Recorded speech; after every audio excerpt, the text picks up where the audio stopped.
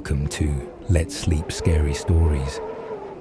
Many people travel to Medellín in search of love, and indeed, plenty find it in this vibrant city that has become a magnet for passport bros and digital nomads.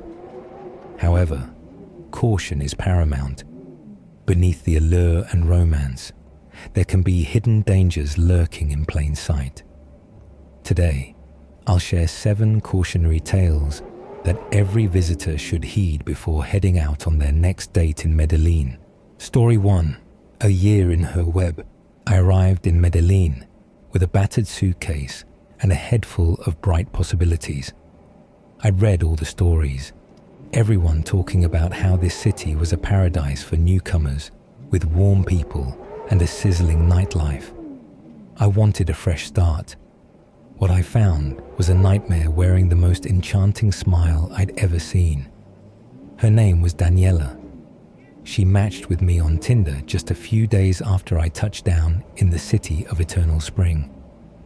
At first, I was just another wide-eyed expat, but she seemed genuinely curious about me, my life back in Ohio, my quirks, my stumbling Spanish. Our first date was in Laureles, at a small cafe draped in bougainvillea vines.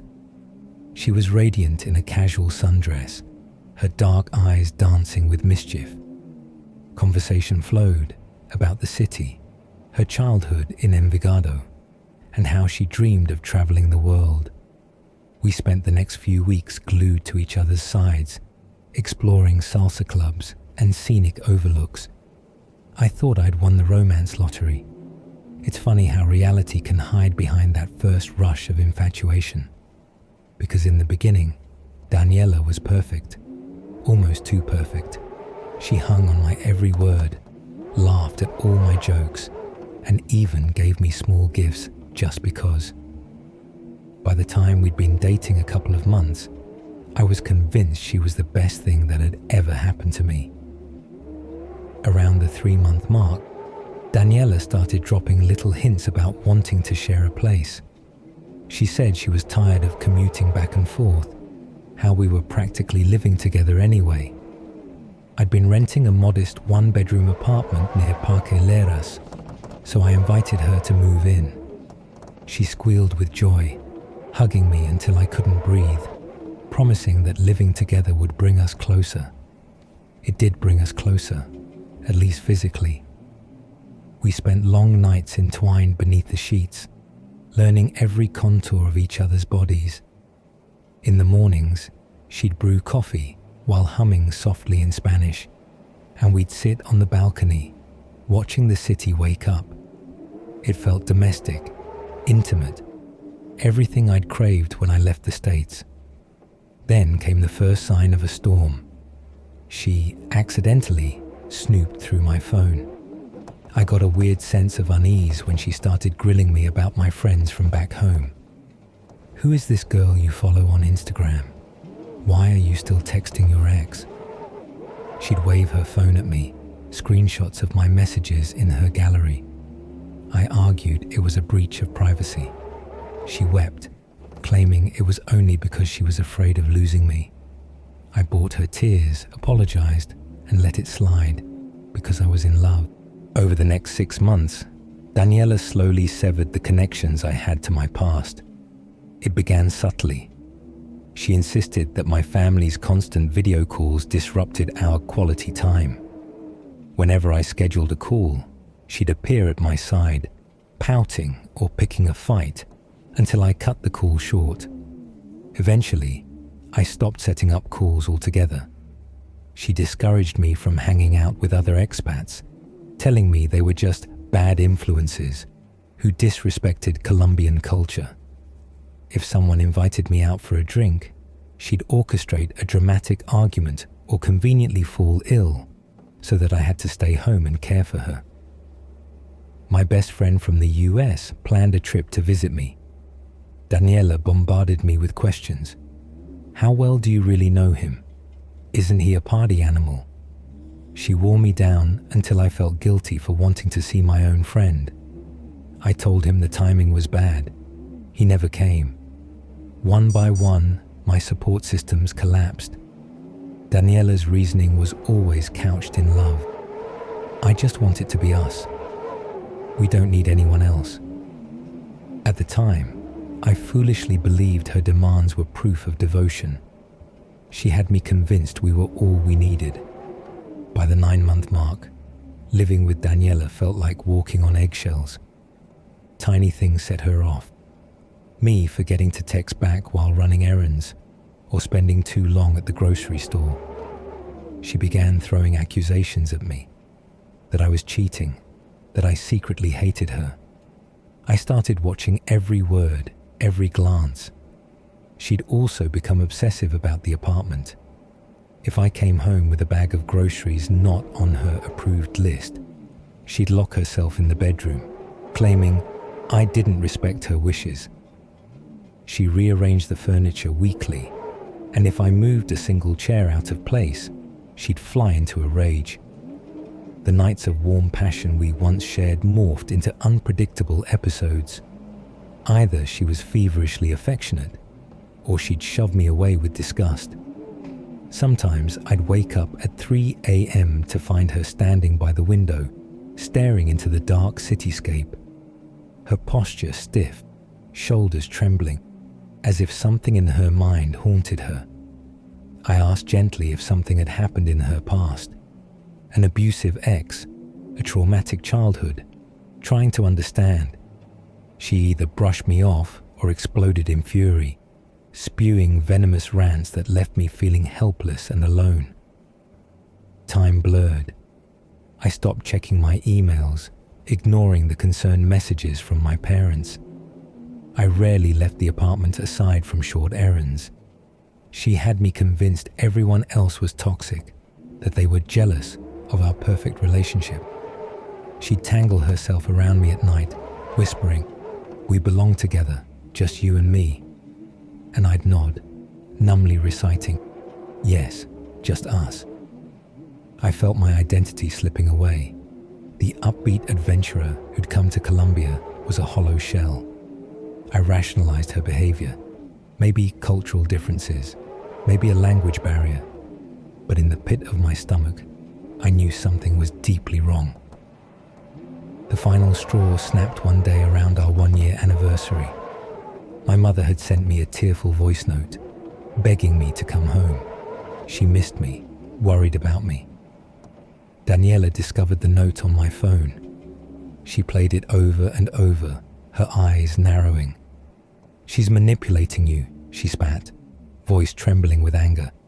"She's trying to break us apart." She grabbed the phone, erased the message, and hurled it across the room. Then she turned to me, her face contorted with rage. "If you ever dare think about leaving me, you'll regret it." The way she said it, so cold, so lethal, chilled my blood. I tried to de-escalate. I begged her to calm down, offered to talk things out, but her fury only escalated. She ran to the kitchen, snatched a knife from the drawer. My heart nearly seized in my chest. There was a wild gleam in her eyes, like she was both enraged and exhilarated by the power she held. She paced the apartment, brandishing the knife and spitting accusations in rapid Spanish. "¿Crees que estoy loca? ¿Tú crees que soy una inútil? You think I'm crazy. You think I'm worthless." I tried to keep my distance, speaking softly, trying not to provoke her. She cornered me in the living room, the knife pressed to my chest. I was sure I'd feel cold steel puncture my skin at any second. Tears streamed down her face, but her grip was unwavering. "You can't leave me," she hissed. "I'd rather die or kill us both than lose you." Somehow, I found the courage to speak calmly, telling her I loved her, promising I wouldn't abandon her. It was a lie. My only goal was to survive. Her chest heaved.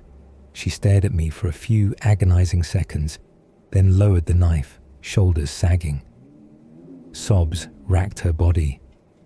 "I'm sorry," she whimpered. "I just got so scared." She collapsed against me, quivering.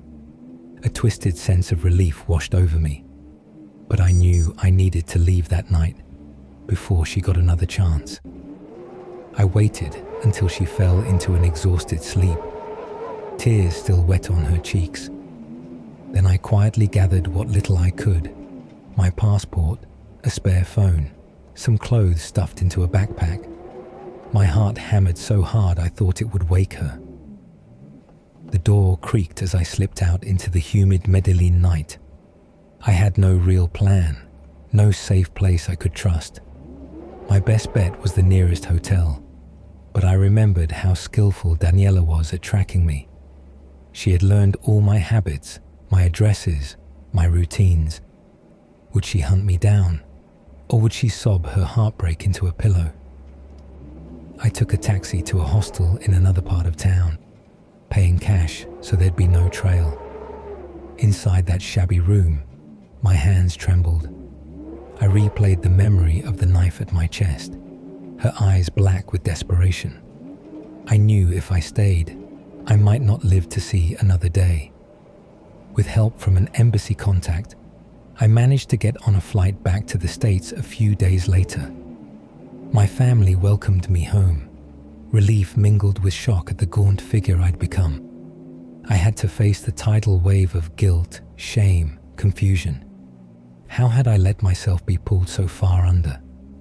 Love, or what I believed was love, had blinded me to every red flag, every alarming shift in Daniela's behavior.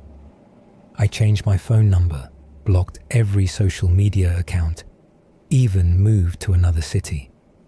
For a while, I feared she'd show up at my door, or that she'd send someone after me. Friends told me she tried contacting them, blaming me for abandoning her in a foreign city, painting me as the villain. I deleted everything, determined to sever ties. To this day, I still wake from nightmares of her face, contorted with rage, a cold blade glinting in her hand. But I'm rebuilding, slowly, my sense of self, my trust in others. I learned a brutal lesson about love, control, and how easily a warm smile can mask a swirling tempest of madness. Let my story serve as a warning. Sometimes the monster doesn't leap at you from a dark alley. Sometimes she meets you on Tinder with a shy smile, a kind word, and a heart so full of devotion that you mistake it for genuine love. By the time you see the darkness beneath, it might already be too late. If you ever find yourself pulled into that swirling chaos, don't wait a year. Don't wait for the knife at your chest. Get out, because once you're caught in her web, escaping might cost you more than just your pride. Story 2, Trio of Shadows. I had just arrived in Medellín 3 days prior. An impulsive decision fueled by whiskey and the promise of an untamed nightlife. The city's warmth enveloped me instantly. Neon-splashed discos, swirling salsa beats, and a current of energy pulsing beneath every streetlight. It felt like a place where anything could happen, and often did. That evening, I found myself at a lounge near Parque Leras, sipping a strong rum and scanning the crowd. The music was reggaeton, the bass throbbing like a second heartbeat. A pair of women approached my table, Alicia and Karen. One wore a flashy sequin dress, the other a sleek black jumpsuit. Their smiles, wide and dangerous, promised something far beyond casual conversation. They introduced themselves in broken English, weaving in and out of Spanish. We traded small talk for a while, the hum of the speakers swallowing our words. Their eyes glistened with playful challenge, as though daring me to keep up with them. I was too exhilarated, too naive to see any hints of danger. Later that night, we ended up at my Airbnb apartment, an upscale high-rise with a panoramic view of the city lights. The evening's events blurred under the weight of rum and adrenaline. There's no need to detail the specifics of what happened behind that closed door. Suffice it to say, The three of us found ourselves tangled in something intense and impulsive, with music still pounding in our ears and the glow of downtown Medellín shining through the balcony window. Sometime after midnight, I stumbled to the bathroom for a moment, adrenaline still buzzing in my veins. When I returned to the bedroom, Alicia and Karen were by my open suitcase. I thought they were just curious, rummaging around, but the flicker in their eyes told me otherwise. My gut twisted as I spotted something metallic peeking from Karen's purse. "Hey," I said, voice thick with confusion. "What are you doing?" Alicia shot me a hard stare. In the silence that followed, I heard nothing but my own pulse hammering in my ears. Karen slowly pulled out a small, dull handgun. I froze, heart thundering. The playful smirks they'd worn at the club turned predatory. She barked an order in Spanish, motioning for me to sit on the bed. My mind spun. Was this some twisted joke? But the steel in her eyes erased any notion of humor. Alicia demanded my phone, my wallet, my watch, every valuable I possessed. I felt a sickening lurch in my stomach as I realized the entire evening had been a setup. They took their time rummaging through the place, occasionally snapping at me intense, rapid-fire Spanish. My Spanish was decent enough to understand threats. If you move, we'll shoot.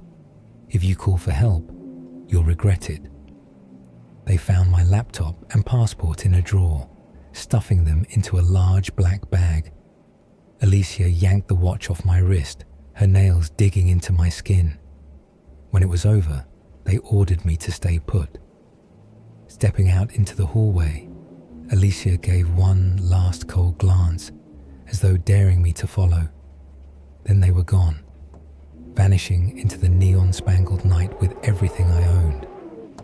For a few minutes, I sat frozen in the darkness, heart still rattling. At last, I scrambled to the balcony. I spotted them merging into the chaotic streets below, quickly swallowed by the swirl of passing cars and revelers stumbling from bar to bar. That was how my wild Medellín night ended, robbed and shaken, perched on the edge of a plush bed that felt suddenly foreign and unsafe. The city lights flickered through the open window like the grin of a predator that had reeled in its prey. Story 3. Swipe right for darkness. I came to Medellín with fantasies in my head and Tinder on my phone. That's the truth. After watching endless YouTube videos hyping the city's nightlife and the promise of beautiful, affectionate women, I allowed myself to believe I was above any common tourist caution. I wasn't. If anything, I was an even easier target. My name's Ryan, a mid-level IT guy from Texas. I'd joined the so-called passport bros movement to find real love abroad, falling for the lure of the warm Latin culture and stories of instant romantic connections. I pictured candlelit dinners, late-night salsa sessions, and a quick storybook romance. The reality was far darker. 2 days after landing at José María Córdoba International Airport, I was sitting in my rental studio in El Poblado, half buried in notifications from Tinder. My profile photos, carefully selected to show me as adventurous but respectable, had attracted a flurry of interest. I swiped absent-mindedly, ignoring red flags or unfamiliar Spanish phrases. Then I matched with Luciana. Her pictures were mesmerizing. Curly dark hair, hazel eyes that sparkled like molten gold. One photo showed her with a scenic backdrop of Comuna 13's graffiti-laden streets. Another had her perched on a balcony overlooking the shimmering Medellín Valley. She wrote in fluent English that she loved reading, dancing, and meeting new people. From our first chat, I felt a genuine warmth, her messages brimming with playful humor and heartfelt curiosity about my life. That same night, Luciana suggested we meet in person. Not at the typical tourist spots around Parqueleras, but at a quieter cafe near Estadio. "I want to show you the city beyond the parties," she said. That alone sparked my intrigue. Maybe she was different from the rest, a real local eager to share her world. The cafe was a cozy hole-in-the-wall named Café Susurro. When I arrived, the warm light inside glowed against the dusk sky. Luciana was already there, seated at a table with a single rose in a vase, her idea of a romantic touch. We spent hours discussing books, local folklore, her passion for photography. She was disarmingly kind, her laughter honest. I even forgot my typical anxieties about being robbed or scammed. Around 10 p.m., she leaned forward, brushed her hand across mine, and asked if I'd like to see a rooftop view of the city. "My friend's apartment is just a few blocks away, and it has an amazing terrace," she said. She swore the night skyline would take my breath away. I hesitated. My instincts told me not to go somewhere unfamiliar with someone I'd just met.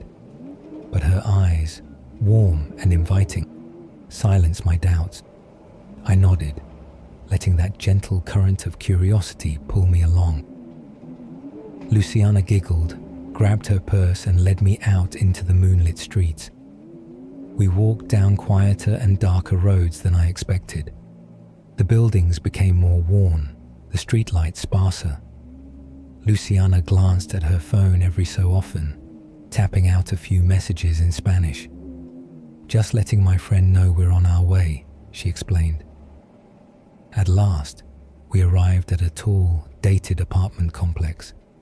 She buzzed an apartment number, and the rusty front gate unlocked with a grating clang.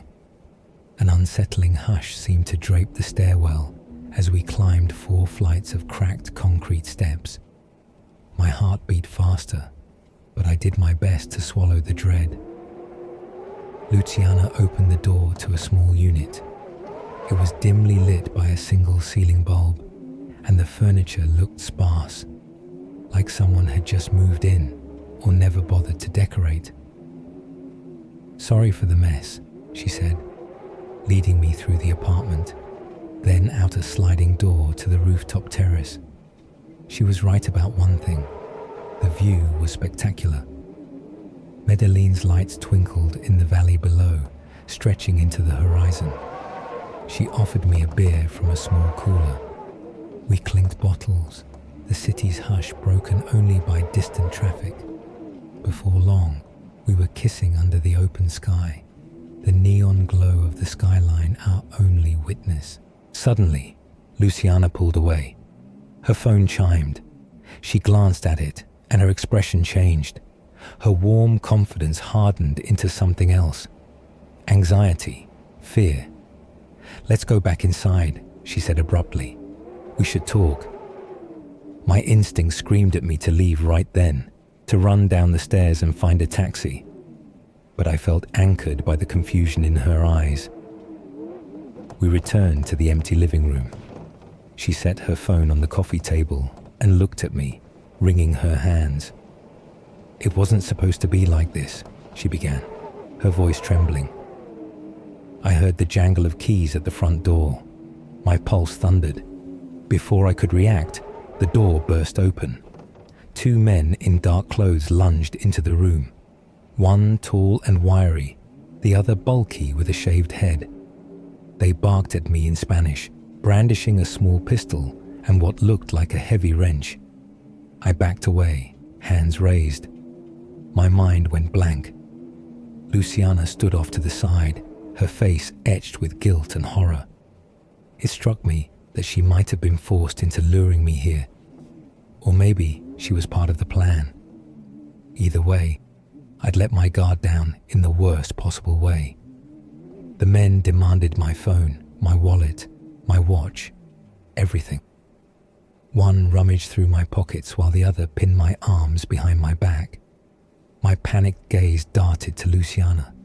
She was crying now, whispering, "Lo siento," over and over. But these guys weren't just after my valuables. They wanted my ATM cards and bank account passwords. The short, stocky one spoke a rough English, ordering me to write down my account details.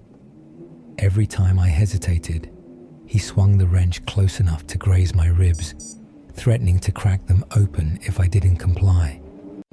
Luciana stood paralyzed, tears streaming, like a marionette whose strings had been cut. After they forced me to fork over the information, the wiry man told her to take my ATM card and withdraw everything I had. His flat voice cut through the tension. If he tries anything, kill him. Then he glanced at Luciana. If she tries anything, kill them both. Luciana left with the tall man, leaving me in the room with the bulky one who smelled of stale cigarettes and cheap cologne. He prowled around me, tapping the wrench against his palm. My legs trembled, yet I tried to control my breathing. 1,000 thoughts raced through my mind. Could I fight him? Could I escape?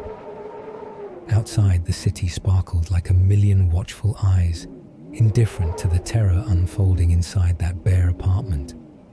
The minutes stretched like hours. He kept glancing at his phone. My throat felt sandpaper dry, my heart drumming so loudly I was certain he heard it.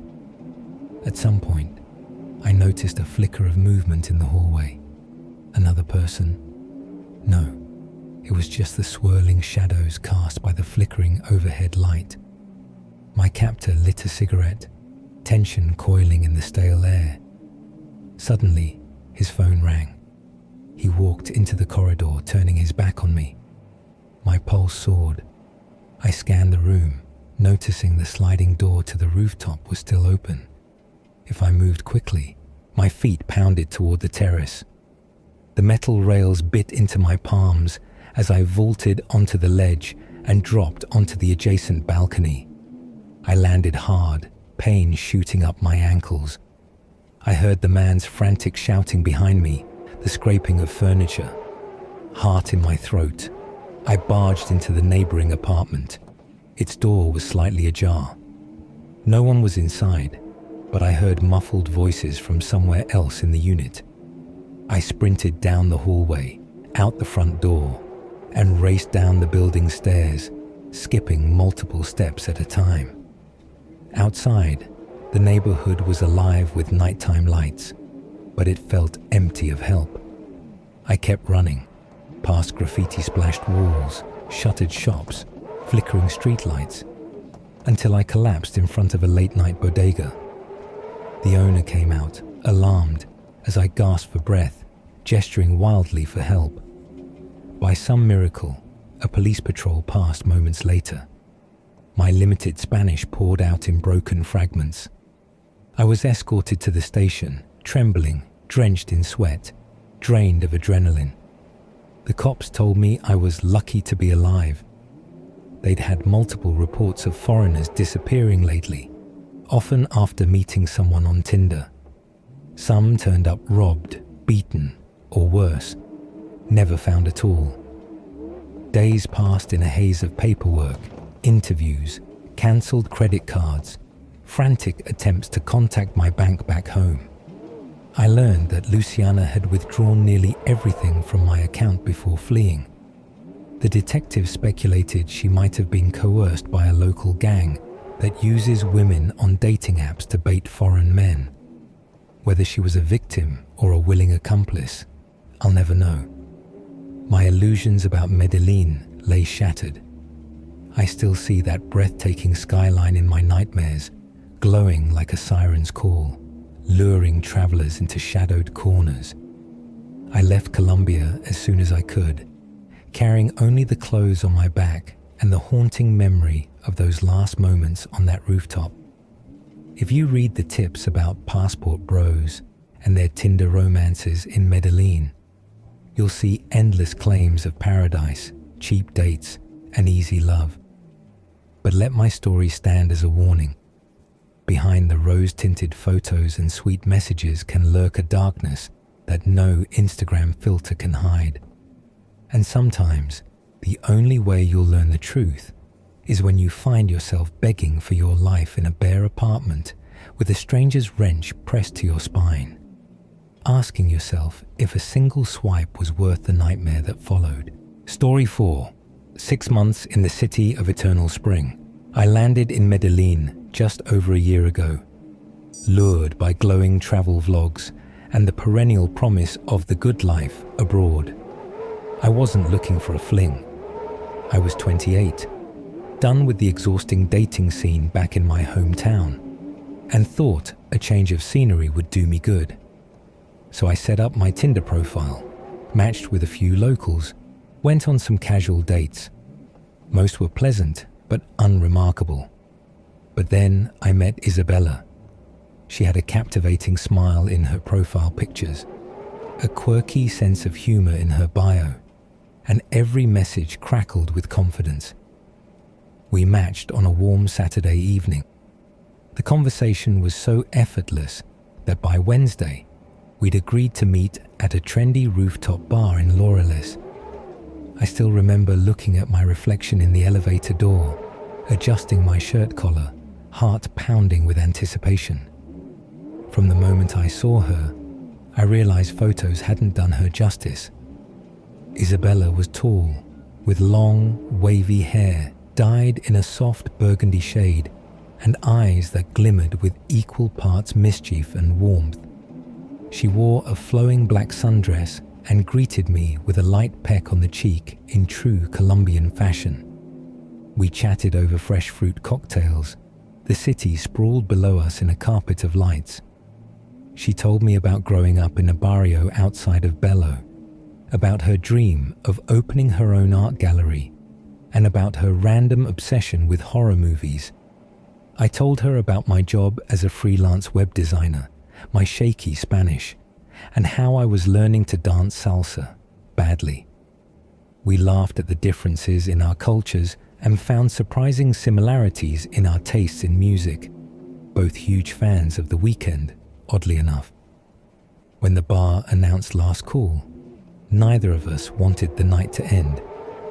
She invited me to Parque Leras for a late-night walk, where neon lights pulsed and reggaeton thumped from every corner. Under the swirling glow of passing cars, we shared our first real kiss, soft, electric, full of promise. That was the start of everything. Our connection burned bright. I spent the better part of those first weeks thinking about her constantly. Isabella showed me sides of Medellín I'd never have discovered on my own. She took me to hidden rooftop cafes in El Poblado, to neighborhood block parties where hip-hop and salsa battled for supremacy, to Comuna Treche, where we rode the escalators and marveled at the vibrant street art telling stories of a troubled past and hopeful future. The physical chemistry between us was undeniable. We'd share lazy Sunday mornings tangled in bed sheets at my apartment, the Andean sun filtering through the curtains. We'd go out dancing at sweaty clubs until 3 a.m., then rush back home in a fit of laughter, breathlessly peeling off each other's clothes before tumbling onto the bed. Our intimacy felt natural, alive, like we were both discovering something new about ourselves. If you'd asked me then, I would have said Isabella was the one, not just a passing fling or a fun local. We were building something real. She even insisted on helping me improve my Spanish, while I became her de facto English tutor. She taught me Colombian slang that had me cackling, que oso. And in return, I taught her Texan expressions that made no sense but always made her laugh, madder than a wet hen. By the 3-month mark, we were inseparable. We'd talk about future trips, Brazil, Mexico, maybe Europe one day. Our plans sounded like daydreams, but for that moment, they felt tangible. Somewhere around our 4th month together, I started noticing small things, tiny fissures in our shiny world. Isabella would show up late to our dates, apologizing with a shaky voice. Her phone would buzz incessantly at odd hours, and she'd step away to answer, speaking hushed, rapid Spanish I couldn't fully catch. At first, I chalked it up to normal city life chaos. People have busy schedules, especially in a big place like Medellín, right? Yet, those phone calls started to sound tense. She'd return to me rattled, with a forced smile. I didn't want to pry, but concern gnawed at me. When I asked if everything was okay, she'd shrug it off, saying it was just family stuff, or friends being dramatic. Late one night, as she slipped into my apartment, I noticed a faint bruise on her forearm. My alarm bells went off, but she brushed off my worry. "Clumsy me," she said with a shaky laugh. I walked into a table. I wasn't convinced, but I let it go, something I'd soon regret. At the start of our 6th month, Isabella asked me for a favor.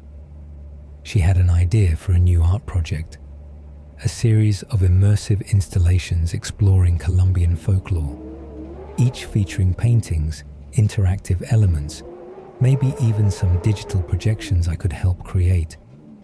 She was genuinely talented. Her sketches were hauntingly beautiful, often depicting eerie, mythical creatures from local legends. To turn this dream into reality, she said she needed a large space outside the city, somewhere rustic but secure, where the art could come to life. She'd found the perfect location, an abandoned countryside house near Santa Elena, up in the mountains overlooking Medellín. She asked if I'd go with her to inspect it. "It's a bit isolated," she admitted, "but the owner is renting it out for cheap. I just want to see if it's right for my exhibit." Though something about her tone was off, her eyes sparkled with genuine excitement. I pushed aside my lingering unease. After all, I'd come to Colombia for adventure, right? If this was important to her, I was game. The day we drove up the winding road into Santa Elena, the air was crisp and smelled of pine. The mountainous scenery was breathtaking. The city sprawled below like a kingdom of flickering lights. Isabella was unusually quiet during the ride, drumming her fingers on the car door. When we arrived, the building was indeed rustic, 2 stories tall, with cracked windows and vines crawling up its facade. A battered sign reading "Se Arrienda" for rent hung crookedly by the front gate. The setting was serene but carried an undercurrent of unsettling stillness, as if time had paused around this lonely estate. We stepped inside, our footsteps echoing on the dusty floors. The smell was old wood and damp stone. Isabella seemed tense, her eyes flitting from shadow to shadow. I tried to lighten the mood, teasing her about the need for a serious renovation. She gave a half-hearted laugh. In a back room, we found leftover equipment, tarps, paint cans, and even an abandoned canvas half splashed with red paint. An uneasy feeling pressed on me, but I followed her deeper into the house, the creaking floorboards groaning like warnings. In the foyer, Isabella paused, forcing a smile. "Let me show you the main living space," she said softly, leading me to a large room with a stone fireplace. My eyes were adjusting to the gloom when I realized we weren't alone. 3 people were there, 2 men and a woman. I'd never seen them before. They stood in silence, watching us with an intensity that made every hair on my neck stand up. My heart hammered. "Isabella, what's going on?" I asked, voice cracking. She looked at me, eyes brimming with tears, and whispered, "I'm sorry." Before I could process anything, one of the men stepped forward, a stout figure in a leather jacket, sporting a scar that traced his jawline. He spoke rapid-fire Spanish, words too fast for me to catch fully, but I caught enough. "He has money, El Gringo. You made a promise." I turned to Isabella, shock and betrayal warring inside me. She opened her mouth, but the man shouted her down, pointing aggressively. The other man, a wiry type with tattoos snaking down his arms, opened a battered duffel bag. Out spilled rolls of duct tape and thick rope. I felt my blood turn to ice. "I won't. I can't," Isabella stammered in Spanish, stepping back. The stocky man grabbed her arm, and she yelped. He hissed something in her ear that I didn't catch, but her expression twisted in terror. My anger and fear exploded simultaneously. I lunged at the man holding Isabella, trying to wrestle him away from her. The wiry man was on me in seconds, smashing his fist into my cheek. Pain erupted, and I staggered backward, tasting copper in my mouth. They cornered me, menacing and silent except for their ragged breathing. The female accomplice, tall, with close-cropped hair, pulled a small pistol from her waistband, pointing it at my chest. My limbs went rigid with dread. Isabella turned away, sobbing. The stocky man barked instructions. "Tie him up." Quickly.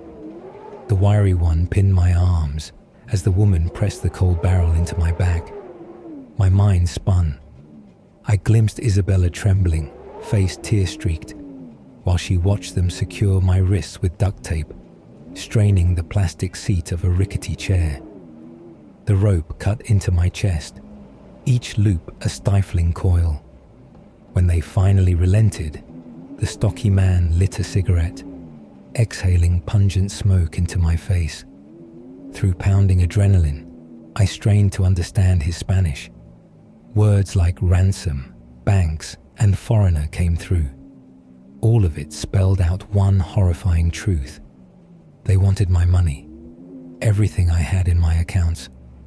They believed I came from wealth, that I was some naive American who could be milked for ransom. Trembling, Isabella tried to intervene. She insisted I wasn't wealthy, that I was just a normal guy. The woman with the pistol snapped at her, calling her a liar.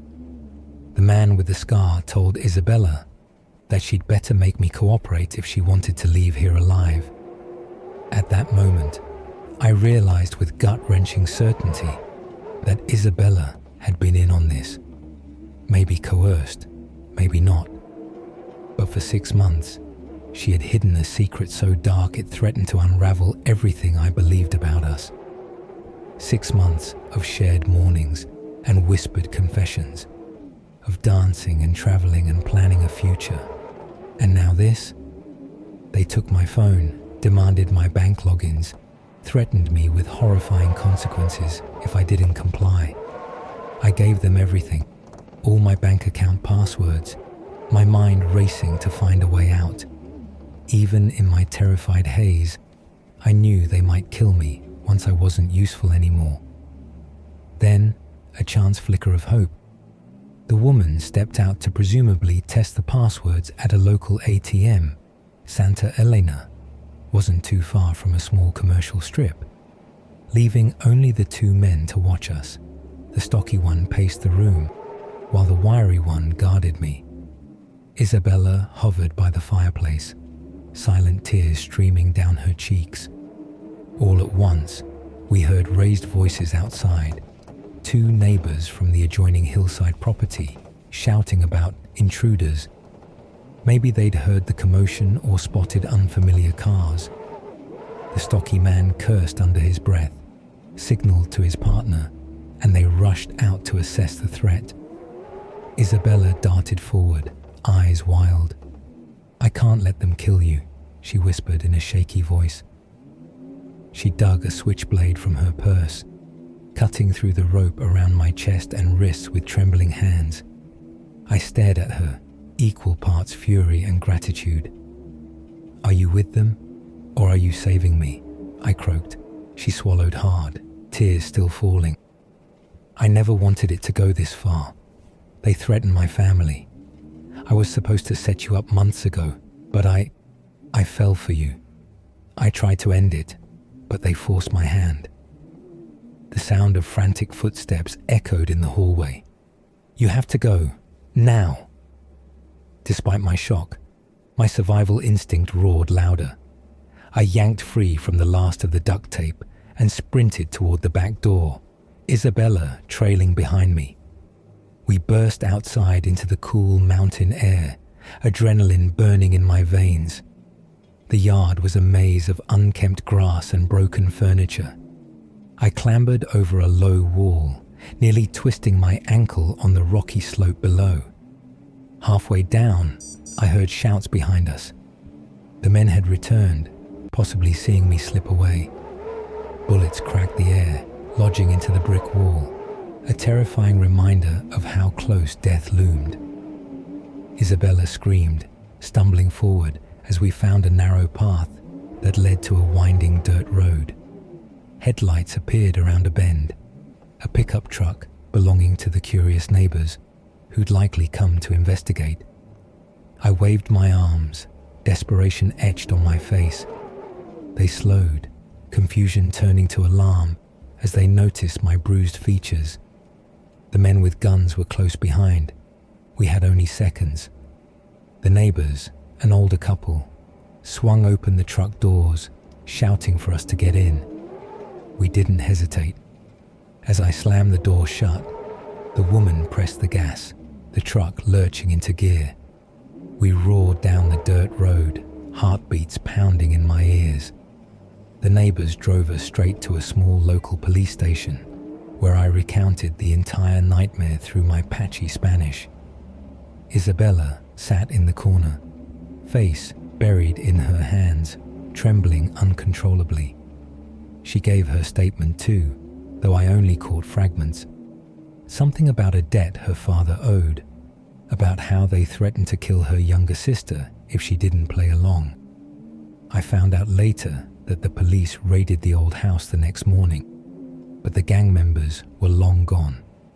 They discovered hidden compartments full of rope, duct tape, phones, and stolen wallets from other foreigners. No sign of the female accomplice who'd left with my bank card. As for Isabella, the cops interrogated her to determine her level of involvement. I was torn. Part of me wanted to see her pay for her betrayal, yet another part believed she genuinely tried to protect me in the end. After all, she did risk her life to help me escape.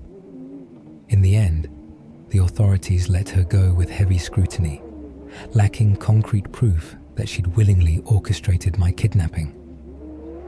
She left Medellín soon after, moving to Cali to stay with relatives. Me? I cut my losses and returned to Texas. My body bore bruises and my mind carried deeper scars. Yet the greatest wound was betrayal. 6 months of what I thought was genuine love, undercut by a secret web of threats and manipulation. Sometimes, in the small hours of the night, I still scroll through old photos on my phone. A smiling Isabella at a salsa club, the two of us arms entwined against the city skyline, or laughing over a candlelit dinner. My heart twists, recalling how real it felt, how real it was perhaps in some moments. But I also recall the sudden chill in that abandoned house, the snap of duct tape around my wrists, the crack of gunshots echoing in the mountain air. The city called itself the City of Eternal Spring, but it had shown me a frigid darkness I never expected. If there's a lesson in all this, it's that even 6 months of romance can still hide a labyrinth of secrets. Beware your own blind faith. No matter how bright and intoxicating the dream, reality might be waiting in the shadows to break it into shards. And in Medellín, once the illusions shatter, the fall can be swift, brutal, and unforgettable. Story 5. The Petrifying Rose of Medellín. I first learned about Camilla from a crowded chat room for expats and so-called passport bros, men visiting Medellín in hopes of finding romance. The photo she used for her profile was arresting. Big dark eyes full of warmth, crowned by a mane of raven hair that cascaded past her shoulders. Her smile was enchanting, yet somehow secretive, as though she knew truths others dared not imagine. We spoke for a few weeks, exchanging messages in a chaotic tapestry of English and Spanish. Each night, I found myself increasingly drawn to her. When she finally invited me to visit her city, Medellín, I felt no hesitation. I arrived in José María Córdoba International Airport to a blast of humid, cool air. The highland breeze smelled faintly of coffee and wet earth. A driver named Sebastian waited by arrivals, holding a faded sign with my name. He wore a patient smile, greeting me in that gentle, polite way Colombians often do, then guided me into a small sedan. Soon, we began the winding descent into the city of eternal spring. The sun's rays painted across the rugged mountainscape. The city sprawled beneath, a tapestry of red brick neighborhoods and shining skyscrapers anchored by a swirl of winding roads. Sebastian turned down a quiet street in El Poblado, an upscale neighborhood bustling with bars, boutiques, and restaurants. My hotel was near Parque Lleras, a neon-dappled park that came alive at dusk with the sounds of reggaeton and the murmur of travelers. But Medellín is not just about the bright lights and vibrant nightlife. It is also a place of hidden pockets, places that hold stories as old as the mountains themselves, where spirits refuse to rest. That first night, Camilla and I finally met in person at a local cafe. She was even more captivating than her pictures had suggested. She wore a simple black dress, her perfume laced with hints of gardenia. Over steaming cups of tinto, we talked easily about life, about the complexities of her city, how violence had once scarred it, how it fought to overcome that dark legacy. The conversation took a turn when she mentioned an old family estate in the outskirts of Comuna Tres Brezeche, an area known for its transformation from one of the most dangerous neighborhoods to a vibrant community filled with street art and hope. "I want to show you something very special," she said, her voice almost trembling with excitement. "A place very few outsiders ever see." Her eyes flickered. For a brief moment, I sensed something akin to fear behind her enthusiasm. I shrugged off the unease. After all, I was here for adventure. What better way to make the most of my visit than to go off the typical tourist grid? The next evening, Camilla guided me onto the metro cable that soared above the rooftops of the city. Medellín's fabled skyline stretched in every direction. She pointed out the bright murals splashed across facades in Comuna 13, a testament to the area's rebirth. But as we traveled farther, the glossy paint of modernization gave way to older, more derelict structures. At last, we stepped off and continued on foot. Camilla led me to a nondescript street with narrow, twisting paths. The sun had dipped below the Andean peaks, leaving only a faint purple glow. She pushed open the gate of a dilapidated mansion, hidden behind overgrown bougainvillea vines. The structure looked ancient, with cracked walls of adobe and rotting wooden shutters. "This house used to belong to my great-grandfather," Camilla whispered. "He was a collector of rare artifacts, a man obsessed with indigenous lore." She fiddled with a big iron key before unlocking the front door. The interior smelled of dust, mold, and something else. An acrid undercurrent that made the hairs on my neck stand on end. My footsteps echoed in the cavernous main hall, lit only by Camilla's flashlight and the flickering streetlight creeping in through shattered windows. We ventured deeper, passing dusty portraits of stern-faced ancestors that seemed to watch our every move. The floorboards groaned beneath our weight. Down a hallway of chipped tiles, Camilla stopped before a heavy wooden door. "Beyond this door," she explained, her voice trembling, "is the reason I asked you here." She turned the key, and it scraped dully in the lock. The door gave way, revealing a secret library. Tall shelves lined with leather-bound books soared up toward a vaulted ceiling. A single table dominated the center, draped in a moth-eaten cloth. On it lay an antique chest, carved with symbols reminiscent of pre-Columbian motifs, coiling serpents, an all-seeing jaguar, and towering shapes that might have been mythical gods or spirits. My great-grandfather believed these artifacts were haunted, she continued, running her hand across the chest. He said they were offerings to a dark deity in the mountains. The locals call it El Umbral, the threshold. Something about the chest seemed alive. My heart thumped in my chest as Camilla gently lifted the lid. Inside was a single red rose, pressed and preserved, its petals so dark they bordered on black. A faint, sweet fragrance drifted up, sickly, enticing, and wrong. With trembling fingers, Camilla picked it up, her gaze never leaving mine. "You smell that?" she asked. My great-grandfather claimed the flower belonged to a woman who was taken by El Umbral. Legend says she once lured men away from the city at night to offer them as sacrifices. She left this rose behind when the spirit claimed her. Since then, the men who come in contact with it end up hearing her whispers and vanish. A chill snaked through my spine. The hushed air felt oppressive, as if the entire mansion held its breath.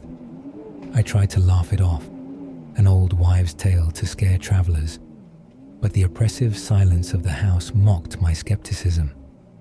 Outside, a sudden gust of wind rattled the shutters, and the lights in the corridor sputtered out. We both jerked our heads toward the blackened hallway. "What was that?" I muttered, stepping away from the chest. Camilla pulled out her phone, its screen casting weak light. "The generator must have died," she whispered. "We should leave." But just as she tried to replace the rose in the chest, it slipped from her fingers and landed on the floor with a dry rustle. Slowly, the petals started to flake, turning to a fine powder that spread across the tiles. A pungent smell, like rotted flowers, filled the library. I heard a faint rustling sound behind the shelves, like pages turning on their own. Then a sigh, a woman's sigh. It drifted from the darkness, echoing through the narrow corridor. My blood turned to ice. We rushed back the way we'd come, only to find the main hall swallowed by shadows. My phone's flashlight swept across decaying wallpaper. Where was the exit? It felt as though the mansion had rearranged its corridors to trap us. I swallowed my panic, relying on the narrow beam of light to guide each step. Before we could decide which way to go, we heard it again. A whisper, soft and breathy, like a quiet draft of wind. Words I couldn't quite make out in Spanish. An invitation, or perhaps a condemnation. The voice sounded coaxing and heartbreakingly mournful. I realized with dawning horror it was calling my name. A door to our left slowly creaked open. Camilla and I jumped, adrenaline hammering at our temples. I fought the urge to run blindly. Sometimes it's best to confront the unknown rather than flee into deeper danger. So we cautiously crept toward the open doorway. Inside, by the faint light of our phones, we saw a large parlor with gilded chairs and an ornate chandelier coated in cobwebs. And there, standing in front of a tall mirror, was a figure draped in a torn white dress. Her black hair tumbled around her face like a funeral veil. She pressed the withered remains of a rose to her chest. I wanted to scream, but no sound escaped. She turned to look at us, lifting her head. Her lips were parted in an expression of sorrow, and her eyes glowed with otherworldly luminescence, like the reflection of a moon on midnight waters. "Camilla, let's go," I whispered. gripping her arm. But Camilla remained rooted to the spot, transfixed. The ghostly woman took a step forward. A wave of cold, damp air rushed across us. I felt my breath hitch, as though unseen fingers had wrapped around my throat. She raised her hand, and though her lips did not move, I heard her voice in my skull. "Ayuda me. Help me." The single phrase reverberated through my mind, each syllable laced with despair and longing. I felt drawn in, some part of me desperate to reach out, to comfort her. Then, in a violent flash, the spectre vanished like a candle snuffed in the wind. The stillness that followed thundered in my ears. We scrambled out of the mansion at last, not caring if we wrenched doors off hinges or trampled gardens. Outside, in the street, the night felt all too quiet. Even the cicadas were silent.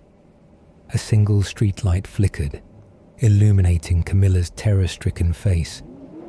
She told me she had never actually witnessed anything like that before, that her grandmother had always warned her about the darkness lurking within the family's past.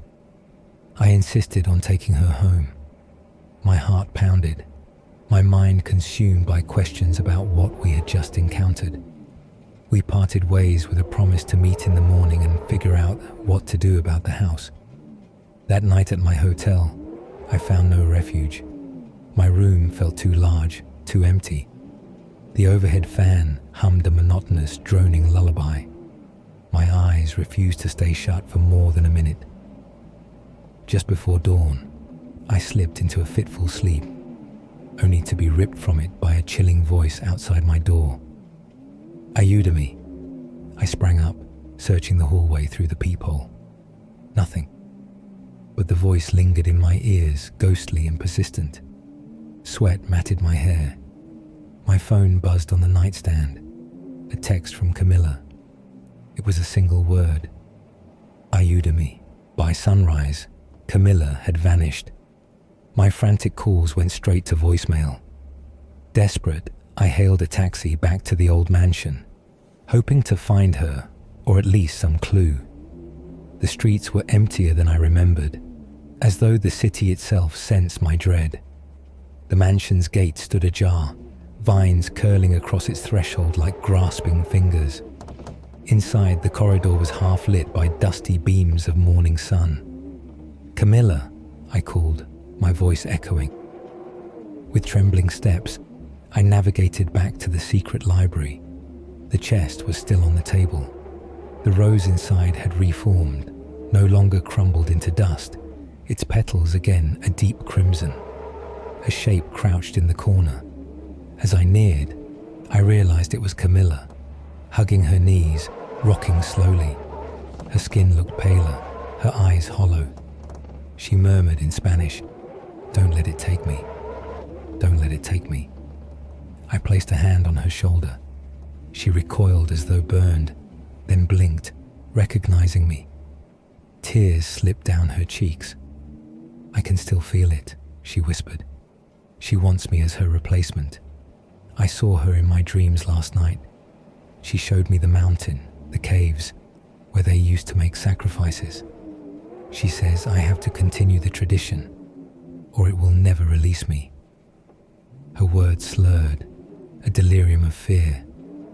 My mind raced for a solution, but it felt as though we were pawns in an ancient game. Then I felt a stirring in the air behind me, like a scalding wave of anguish. We turned to see the same spectral figure drifting by the shelves. Her eyes flickered with triumphant madness. In that moment, I understood. She was the woman from the old legend, the one who had lured men to their doom under the guise of love. The cursed rose kept her tethered to this realm, and each time someone tried to escape her influence, she latched onto them. She advanced on us in slow, gliding steps. I stepped between her and Camilla, my pulse thrashing in my neck. A bolt of cold power raked across my body, driving me to my knees. My vision wavered, and I felt my consciousness slipping away. Before I lost myself entirely, I heard Camilla's voice, strong and determined, reciting a litany in Spanish.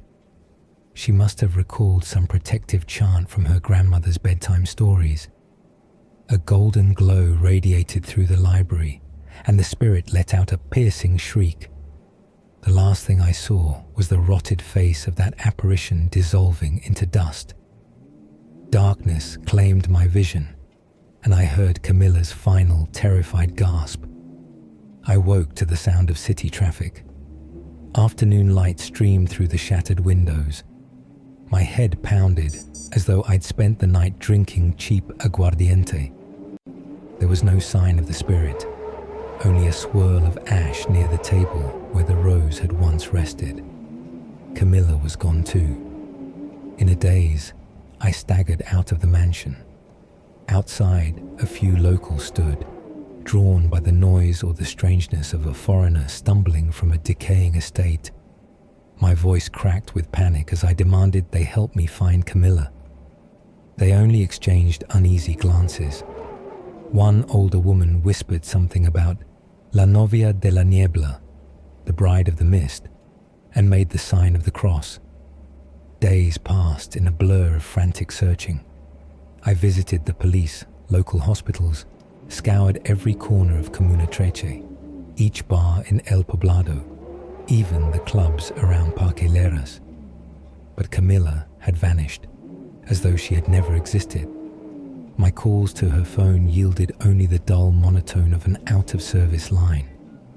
To this day, I remain in Medellín, chasing every rumor, every whisper of supernatural sightings, any mention of the old mansion.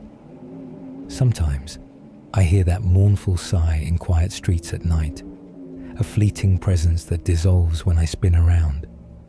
Locals speak of a foreigner who roams the city with desperation in his eyes, searching for a woman who may or may not have been real. And on those rare nights when the clouds roll in, heavy with mountain fog, I receive a text from an unknown number.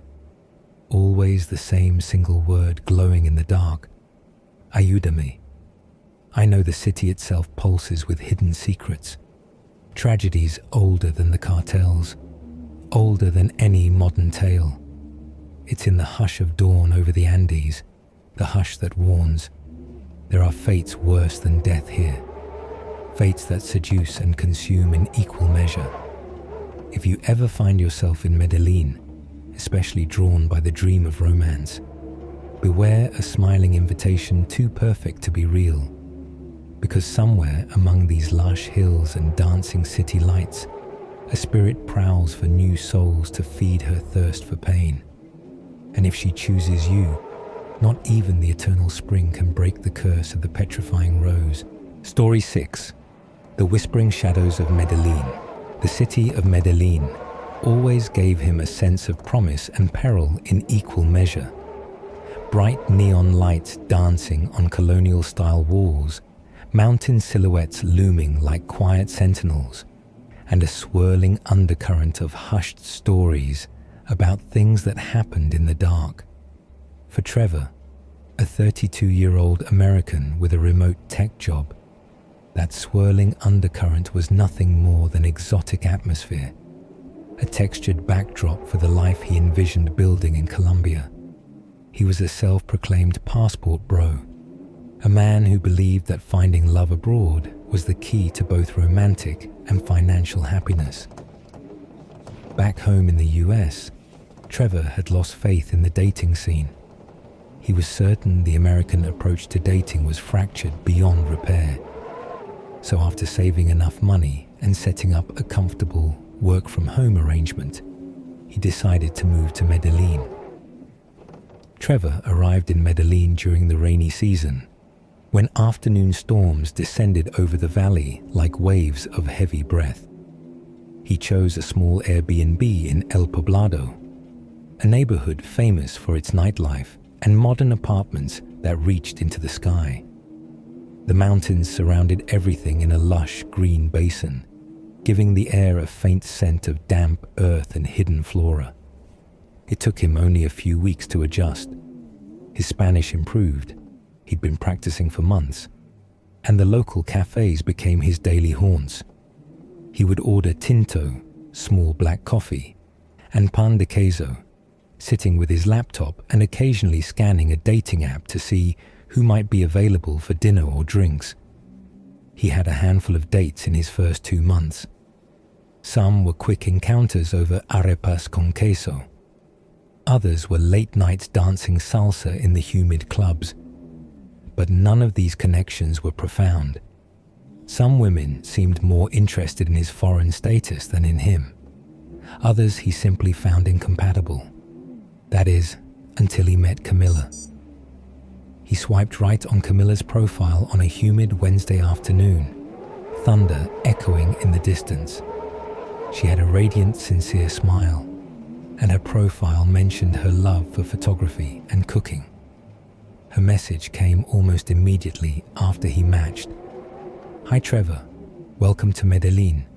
How's your day going?" It was a simple, innocent start, yet it felt different.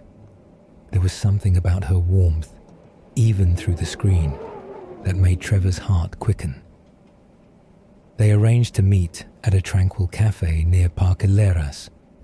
When he arrived, she was already seated outside, wearing a light blue sundress that blended softly with the faint drizzle of rain. Long, dark hair framed her face, and her eyes had a subtle intensity that was both inviting and mysterious. Their first date was magical in its simplicity. Coffee, pastries, and stories of growing up. Camilla spoke of her life in Medellín, how she used to wake up at dawn to help her father on their small farm outside the city, how she moved to Medellín after her parents passed away in a car accident. She described the fear and wonder of living alone in the city, the constant need for caution, and her dreams of traveling the world. Trevor talked about his home in upstate New York, a childhood spent in harsh winters, and how he'd lost faith in the idea of finding someone to settle down with in the US. He admitted that he found Colombian culture refreshing. She smiled at that, and when she did, it was as if the air around them grew lighter. Within 2 weeks, they were seeing each other nearly every day. Trevor's daily routine became work, brief gym sessions, and nights spent cooking or exploring with Camilla. Their romance felt intoxicating, almost too perfect. She introduced him to local delicacies, bandeja paisa, mazamorra, and he, in turn, tried to teach her how to make American-style pancakes. Everything was going well, so well that Trevor felt a flicker of concern. In the back of his mind, he remembered cautionary tales from other expats. Don't be too trusting. Don't move too fast. But that flicker of doubt evaporated with each morning he woke to a sweet Buenos Dias text on his phone.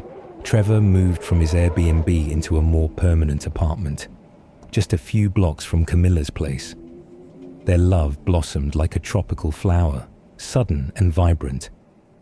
6 months passed in a blur of weekend trips, photos by the waterfall in Envigado, and quiet nights on his balcony with wine and whispered confessions. He stopped going out much with his expat friends. Camilla always seemed disappointed when he made plans without her. Subtly, she questioned their influence on him, wondered aloud if they were only using him for money, or if they might be leading him astray in a foreign city. "No me gusta," she would say. "I just worry about you. I feel safer when we're together." Trevor found her concern endearing at first, but it grew more intense as the months wore on. She would show up unexpectedly while he was out, insisting on walking him home, or she would send messages asking where he was, with whom, and why he hadn't invited her. One night, he noticed a subtle anger in her eyes after he told her he was meeting an old college friend who happened to be visiting Colombia.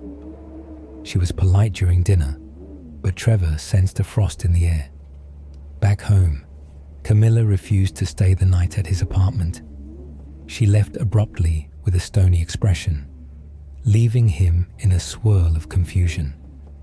The next day, she apologized profusely.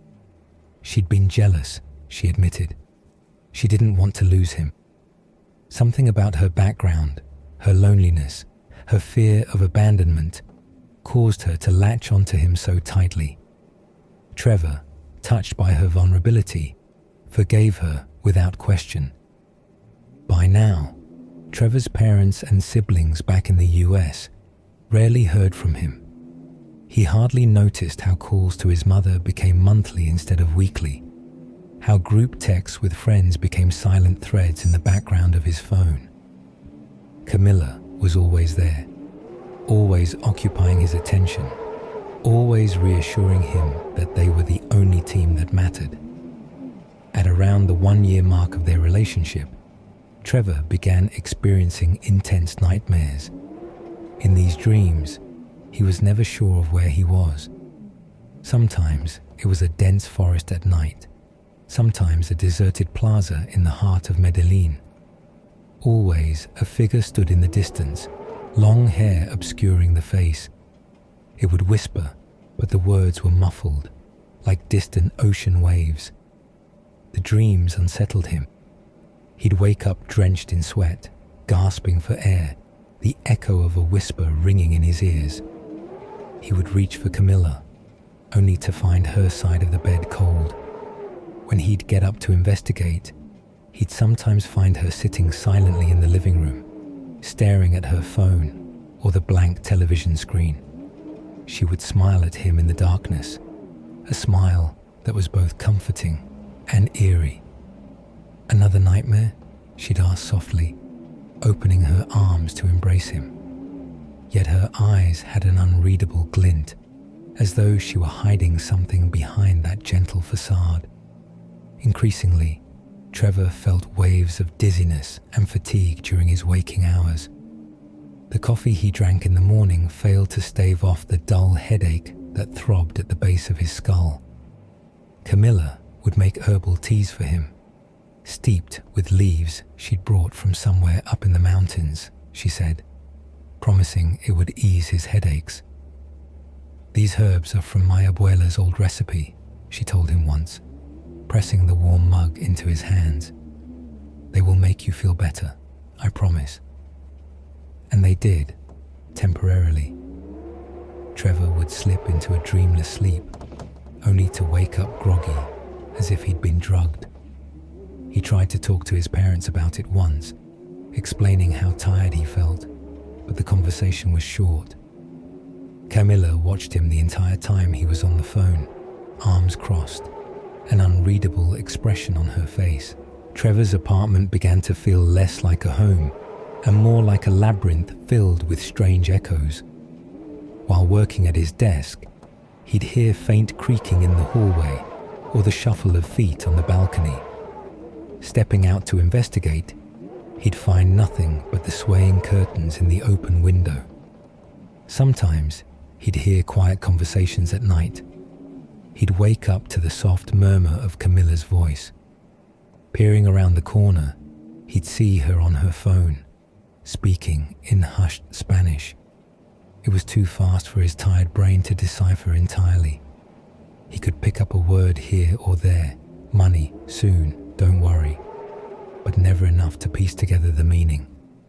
When she noticed him, Camilla would jump slightly, offer a sweet smile, and say it was just a cousin calling about family matters.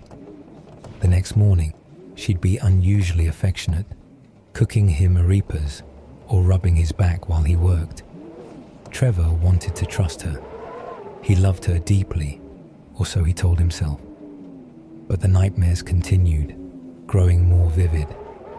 In them, the whispering figure drew closer. The hair parted slightly to reveal half a face. He'd wake before he could see the full visage. On a particularly restless night, Trevor decided to call one of his old friends back in the US, a buddy named Marcus. They had grown close in college, but it had been months since they last spoke.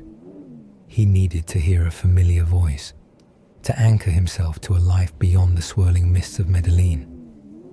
The phone rang and rang, until finally a groggy Marcus picked up. "Trevor, holy, dude, is that you? Are you okay?" Trevor stumbled through his emotions, telling Marcus that he wasn't sure what was happening, that he felt drained and lonely, but also that he'd never been so in love before. Marcus listened, and in a gentle voice, told him that he was worried about him, that it wasn't normal for Trevor to vanish off the radar for so long. People back home had started to joke that he'd moved to Mars, but Marcus had grown concerned. They talked for almost an hour. When the call ended, Trevor felt an odd sense of relief, but that relief vanished the moment he turned around. Camilla stood in the doorway, hair loose around her shoulders, her lips parted in what looked like silent rage. The dim light from the hall cast a shadow over half her face. She didn't speak. She just stared, as if he were a child who had disobeyed a strict rule. "Why are you still awake?" Trevor asked softly, setting his phone down. She said nothing, still glaring. Finally, she turned and walked away, the soft click of her bedroom door resounding like a gunshot in the stillness. That night, Trevor slept on the couch, the air thick with tension. When he tried to approach her the next morning, she ignored him. Later that day, she acted as if nothing had happened, showering him with affection, reassuring him that she was just worried about losing him. But he felt a clamp tightening around his life. She was always there, watching, questioning, appearing behind him when he least expected it. Despite her doting words, an unease coiled in his stomach, spurred on by those nightmares that now came every night. One evening, Camilla insisted they go to a new bar in a quieter part of town, far from the usual tourist spots. The place was hidden down a side street, illuminated by a single red lantern overhead. Inside, the atmosphere was brooding, slow, haunting music and dim lighting that turned every face into a half-revealed spectre. As they sipped their drinks, Trevor became aware of a few men at a corner table, glancing at him and Camilla. Every time Trevor looked their way, they quickly shifted their gaze. He leaned into Camilla. "Do you know them?" he asked. She looked over her shoulder with the faintest hint of a smile. "No, never seen them," she replied. But there was a certain familiarity in her eyes, like a cat who recognized other cats in the darkness. An hour later, when they left the bar, the same men filtered out into the street behind them. Trevor's nerves buzzed, and he fought the urge to quicken his pace. Camilla clutched his arm. If she was scared, she didn't show it. Her grip felt like steel, guiding him around corners. Eventually, Trevor noticed the men had vanished, or maybe they had never been following them at all. They returned to Trevor's apartment. Immediately, Camilla seemed to be in a hurry. She wanted to check his phone, claiming she needed to call a taxi for a cousin.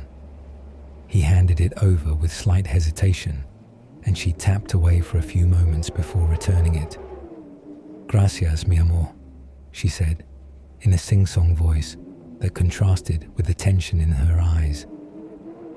Later that night, Trevor discovered that certain contacts were missing from his phone. Marcus, his mother, some of his old friends. Confused, he checked his call logs. They too had been wiped. When he confronted Camilla, she feigned ignorance, tears in her eyes, accusing him of doubting her love. He let it go. He told himself it was some strange glitch, even though part of him knew better. As time passed, Trevor noticed how he had become completely alienated from anyone outside Camilla's circle. His mother's emails went unanswered. His father's social media messages lay dormant. At the same time, Camilla was pressuring him to put her name on certain documents, bank accounts, his apartment lease, and eventually an investment account he had set up. In a moment of weakness, feeling guilty about doubting her, he gave her partial access to his bank account, rationalizing that it would help pay bills if he ever got sick or couldn't handle finances. She smiled sweetly, and for a while, things were calm. Then the nightmares escalated. Now, the dark figure no longer stayed in the distance. In the dreams, it appeared in the corner of his bedroom. Its hair hung over its face, but he could see something glinting beneath the curtain of black strands, like a toothy grin. And the whispers, they became louder, forming half words in Spanish that he couldn't fully comprehend. One night, after awakening from a particularly brutal nightmare, Trevor found Camilla standing at the bedroom window, peering into the street below. In the faint reflection of the glass, he thought he saw her lips curled in a silent smile. But when he called her name, she turned, her face neutral, eyes full of concern. "You're not sleeping well," she whispered, stroking his hair. Trevor began to suspect that Camilla was drugging him. The tea she insisted he drink whenever he felt a headache now left him in a fog for hours. Some mornings, he woke with no memory of the previous night's events, only a dull ache in his chest, like he'd been crying in his sleep. He tried to stop drinking the tea, feigning that it made him nauseous. Camilla watched him carefully, her expression tightening whenever he refused. He noticed she seemed to be storing strange powders in the kitchen, tucked away in old jars labeled in Spanish, with names he didn't recognize. When he asked her about them, she brushed it off as herbs from her grandmother's farm. His attempts to reconnect with anyone back in the States were thwarted by the sudden disappearance of his phone or strange connectivity issues that never resolved until Camilla was around. His laptop started randomly shutting down. A local tech guy told him there was a remote access program installed, something that might allow someone else to monitor his activity. Trevor tried to confront Camilla about it, but she acted hurt and offended, repeating that she would never do such a thing, that he was paranoid. Yet, the men he had seen at the bar began popping up in other places, outside his building, near the grocery store. Once, he caught a glimpse of them standing across the street, speaking to Camilla in hushed tones. When he approached, they scattered like cockroaches in light. She explained it away. "Old friends asking for favors," she said, her eyes never quite meeting his. And the dreams, always the dreams, intensifying to a point where reality and sleep blurred. In his nightmares, that figure, long-haired, whispering, loomed over his bed. It would tap the wall with bony fingers. Tap, tap, tap. He would hear faint sirens in the distance, low growls from the streets of Medellín, as if the city itself were alive and hungry. A rare moment of clarity struck Trevor one morning when he awoke alone, the bed cold. Sunlight sliced through the curtains, illuminating dust motes dancing in the stale air. Camilla was out. She'd left a note saying she had errands to run. For once, Trevor had access to his phone without her hovering. He found an email from his mother, dated 3 weeks prior. It spoke of how worried the family was, how no one heard from him, how they were considering flying to Medellín to check on him. Trevor's heart tightened with longing and guilt. Immediately, he tried to call his mother's number. No connection. He tried again. Failed. Frantically, he typed out an email explaining that he was in trouble, that something wasn't right, that he might need her help. But as he went to press send, the screen froze. A pop-up message appeared. Connection lost. Frustrated, He tried turning the Wi-Fi off and on, but the router in the corner blinked an ominous red light. Desperate, he grabbed his laptop and raced to a nearby cafe where he used to work. After ordering a coffee, he connected to their public Wi-Fi. One quick glance at his bank account told him everything. Thousands of dollars missing, siphoned off in small, irregular increments. Transfers he hadn't authorized. The pit in his stomach felt bottomless. Before he could digest the information, a cold hand touched his shoulder. Camilla's voice, calm yet icy, slid into his ear. "Trevor, why didn't you tell me you were leaving?" He spun around to see her standing there, a hollow smile on her face. Beside her stood a man with a menacing gaze, one of the men he'd seen lurking around. Trevor stammered something incoherent, feeling the walls of the cafe closing in. Camilla leaned down, her lips brushing his ear. "Let's go home," she said. He looked around, but no one in the cafe seemed to notice, or if they did, they pretended not to. Fear coiled around Trevor's heart. He felt the stranger's hand press into his back, a gentle but unmistakable threat. They brought him back to his apartment, and Camilla took his phone. She gave a curt order to the stranger in Spanish that Trevor only half understood. "Quédate aquí, que no salga." Stay here, make sure he doesn't leave. For the next few days, Trevor found himself a prisoner in his own home. Every request, food, a moment to step outside, was relayed through Camilla or the stranger, who would disappear and reappear at odd intervals. The nightmares no longer waited for sleep. Now, they bled into his waking hours. He'd see shadows flickering at the edge of his vision, hear footsteps echoing in the hallway even when he was alone. The walls themselves seemed to breathe, a slow, oppressive rhythm that matched his racing pulse. And Camilla, she moved about the apartment like a silent wraith, observing him with cool detachment. One evening, she sat down next to him on the couch, placed a gentle hand on his thigh, and said with chilling calm, "You don't seem well, mi amor.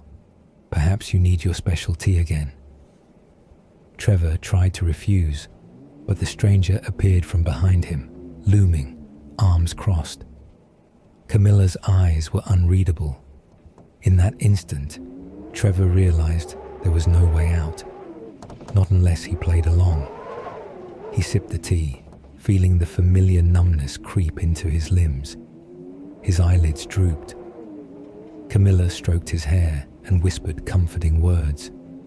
But beneath those words, Trevor sensed an undercurrent of malice, a cold, calculating intent. He fought to stay awake, but it was a losing battle. The world blurred, melted into darkness. When Trevor next opened his eyes, the room was dark. A heavy weight pressed on his chest, fear, dread, or maybe the effects of whatever she had given him. Lightning flickered through the windows, illuminating the apartment. In that brief flash, he saw figures standing in the living room.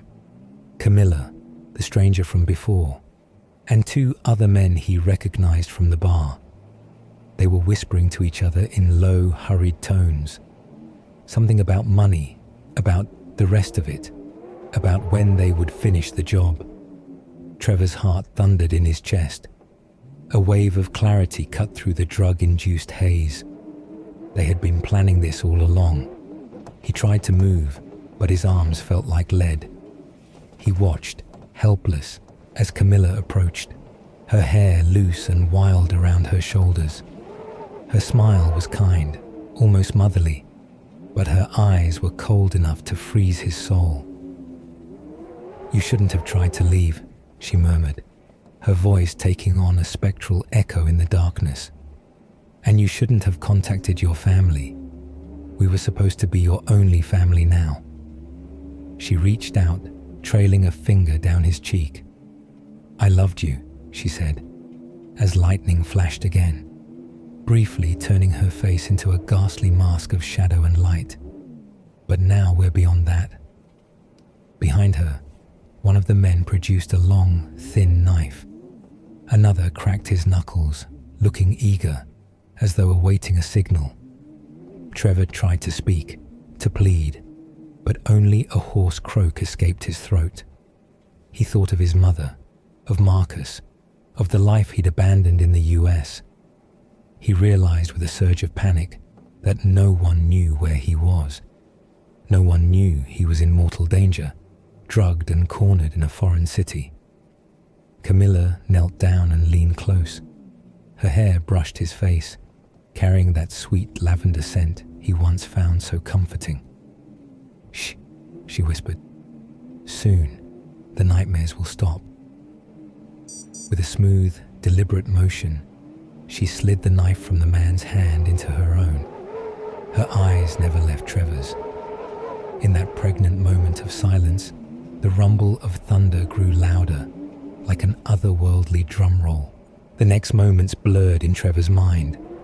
A sudden surge of adrenaline allowed him to jerk upright. But Camilla was fast, impossibly fast, like a spectre dancing through shadows. The men pinned him down, pressing him into the floor. He felt the cold blade at his throat, a sharp kiss of finality. The world slowed to an agonizing crawl. The overhead light flickered, and in that flicker, Trevor saw Camilla's face morph. A trick of the shadows, perhaps, or the last illusions of a mind teetering on the edge. For a split second, her visage resembled the long-haired figure from his nightmares, whispering words he could only half hear. Then came the hot sting across his neck, a searing pain, a gurgling sound. The carpet grew warm and wet beneath him. The edges of his vision blackened. He felt a million miles away, locked inside his own skull, powerless to stop the cascade of darkness. The last thing he heard was Camilla's voice, soft as a lullaby. "Tranquilo, mi amor. Rest now." No one back in the US knew of Trevor's fate. To his family, he was still a ghost in Medellín, missing calls, ignoring emails. Perhaps he had simply cut ties or disappeared into the Colombian nightlife. They prayed he would eventually come to his senses and reach out. Time passed. The details of Trevor's life faded among his old friends. A rumor circulated online that he had found the perfect love in Colombia and decided never to return. Another rumor suggested something darker, that he had run afoul of the wrong crowd. But no one had concrete evidence. No police report was filed. Camilla and her accomplices wiped every trace of him from his apartment. Bank accounts drained, lease cancelled, phone destroyed, social media deactivated. In a locked room somewhere in the bowels of Medellín, a single photo remained. Trevor and Camilla smiling brightly, arms wrapped around each other in front of a waterfall. It was a snapshot of blissful ignorance, a testament to how deeply he had fallen under her spell. Some nights, passers-by in the narrow streets of Medellín swear they hear soft whispers, like the ghostly echo of an American accent caught on the wind. In dark corners, urban legends take shape, telling of a foreigner who vanished, consumed by a seductive shadow that wore a beautiful face. And if you listen closely, in the hush of the early hours when the city's lights flicker uncertainly, you might hear the faintest echo of footsteps pacing in a lonely apartment. Footsteps searching for a way out of a nightmare that never ended. The spirit of Trevor Parsons, forever trapped in the cold embrace of a love that was never truly love at all. In the end, the city's vibrance and mountainous serenity masked a labyrinth of secrets and predators lurking in plain sight. Trevor's fate was sealed the moment he surrendered his autonomy, step by step, to the beguiling charms of Camilla.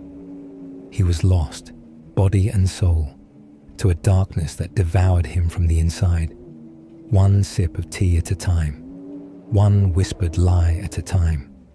His final screams never shattered the Medellín night, muffled as they were by the thunder's roar and the hush of complicity. No one knows how his story truly ended, except for the fleeting nightmares that linger in the streets and in the eyes of those who know the city's true face. A horrifying secret, swallowed by the mountains, never to be told by the one who experienced it most intimately. For those who come seeking love and escape in distant lands, Trevor's story is a whispered cautionary tale. Beware the shadows that smile, for they may hide the blade that ends you. Story 7. The Hushed Harvest of Medellín. In the heart of Medellín, a city of steep hills, lush mountain views, and vibrant energy, lurk dangers that few tourists or new arrivals ever imagine. Amid the bustling cafes, dance clubs, and winding streets of El Poblado, 3 American friends living abroad were about to discover how quickly their hopeful adventure could turn into a nightmare. At the center of it all stood Marisol, a charming and educated local woman whose captivating smile concealed something unspeakably dark. Ethan, Paul, and Andrew were college buddies from the United States, each venturing to Medellín in search of fresh beginnings. They had different jobs. Ethan taught English online, Paul was an e-commerce freelancer, and Andrew did remote tech consulting. But they all shared an eagerness to soak up the culture and nightlife of their new home. Their favorite hangout was a hip cafe near Parque Leras, where the aroma of roasting coffee beans melded with the distant hum of traffic. One evening, as they sat chatting in a corner booth, the door opened and in walked Marisol. She wore a stylish blouse and dark jeans that fit her slender figure like a second skin. Her hair was pulled back just enough to reveal a delicate collarbone, and her eyes gleamed with quiet confidence. When she approached their table, pretending to look for an empty seat, they were struck by her grace. She introduced herself in softly accented English, and they discovered she was surprisingly knowledgeable about foreign cultures. "I studied abroad in Europe," she mentioned casually, leaving them curious but impressed. The 3 friends offered her a seat. Laughter flowed easily as she shared anecdotes about growing up in Colombia and traveling abroad. She was attentive to each man's questions, politely shifting her focus so that each felt noticed. When closing time neared, she wrote her number on a napkin and handed it to them. "Invite me out sometime," she said, with a playful smile, then left them in a state of collective fascination. A few days later, Ethan texted Marisol, inviting her for a low-key dinner. They clicked over discussions about books, cooking, and world news. She told him she worked in private medical research, but left the details vague. He didn't probe too much. He was simply thrilled that a local woman had taken such an interest in him. They began meeting in cafes where she would quietly draw him out of his shell. Her questions were gentle and well-placed, about his upbringing, his health habits, even his medical history. He assumed she was simply curious. Meanwhile, Paul ran into Marisol at a small bar near Manila, a trendy area of El Poblado. She surprised him by suggesting they try an upscale lounge deeper in the city. They shared cocktails, talking about personal goals and future travel plans. She had a way of making him feel as though she were an attentive confidant, all the while feeding him compliments that inflated his ego. He found it refreshing that she seemed so direct, even flirtatious. Little did he know, the attention was far from innocent curiosity. Andrew was the fitness enthusiast of the group. During a morning jog through a scenic park, he nearly ran straight into Marisol, who was also dressed for a workout. She smiled in surprise, acting as though it was pure coincidence. They jogged together, discussing health, exercise routines, and the city's hidden hiking spots. She seemed eager to learn about his diet and stamina. Andrew, flattered, saw it as a genuine interest in his active lifestyle. He mentioned some minor surgery he'd had years ago, and she asked detailed questions. He didn't think anything of it at the time. Over the course of a month, each man spent time with Marisol, unaware the others were seeing her as well. Normally close, they somehow never compared notes about her. Their conversations stayed on the surface. "I met someone," Ethan would say. "It's going well." Paul would shrug. "Cool, me too," before talking about work. Andrew mentioned a local jogging friend, but never named her. In a city brimming with new possibilities, they brushed off the coincidences. Meanwhile, Marisol was meticulous in keeping her world separate, adjusting to each man's schedule, ensuring she never overlapped times. If Paul wanted to meet on Friday, she would cleverly steer Ethan to see her on Thursday, and so on. Each man thought he was special, uniquely important to this elegant woman. She made sure they felt it. After exactly 1 month, each man received the same text on a Saturday morning. From Marisol, 7 a.m. "I'm hosting a small dinner at my home tonight in Laureles. It'll be intimate, just a few friends and good food. Can you make it? 8 p.m. I'd love for you to come." Each man thought he was the sole recipient, imagining a cozy dinner date for two. The mention of just a few friends didn't raise suspicion. Perhaps she had some acquaintances she wanted him to meet. Laureles was a neighborhood known for its broad boulevards, lively restaurants, and more residential calm than the hectic scene in El Poblado. The men, excited yet slightly nervous, prepared themselves for what they believed would be a charming Colombian soiree. That evening, as the sun sank behind the Andean hills, all three arrived, within minutes of each other, at Marisol's gate. A tall wall enclosed her property, giving it an almost fortress-like appearance. Lanterns glowed softly around the garden, casting delicate shapes on the stone path. Ethan exited his taxi, heart fluttering with anticipation. Paul parked his rental car, double-checking the address. Andrew approached on foot, sweaty from his earlier exercise session. The three men froze when they saw each other standing by the gate's intercom. In a jumbled chorus of confusion, they demanded answers. "You're here to see Marisol?" "Wait, our Marisol. How do you even know her?" Before they could sort through the shock, the gate buzzed open automatically. As if on cue, Marisol's voice chimed through the intercom. "Welcome. Come in, please." They exchanged uneasy glances but stepped inside, the gate locking behind them with a metallic click that echoed down their spines. Marisol greeted them at the front door, wearing a flowy black dress, her hair partially pinned up. She showed no sign of embarrassment, as if hosting three men who believed they were each her date was perfectly normal. She ushered them into a living area filled with tasteful decor. Wooden furniture, soft cushions, and large windows that revealed a courtyard in the back. A table was set with scented candles, plates, and wine glasses for what looked like a dinner party of 4. The men were too baffled to speak. Finally, Ethan found his voice. "Marisol, we need an explanation." With an enigmatic smile, she raised a hand to calm them. "I apologize for the confusion," she said smoothly.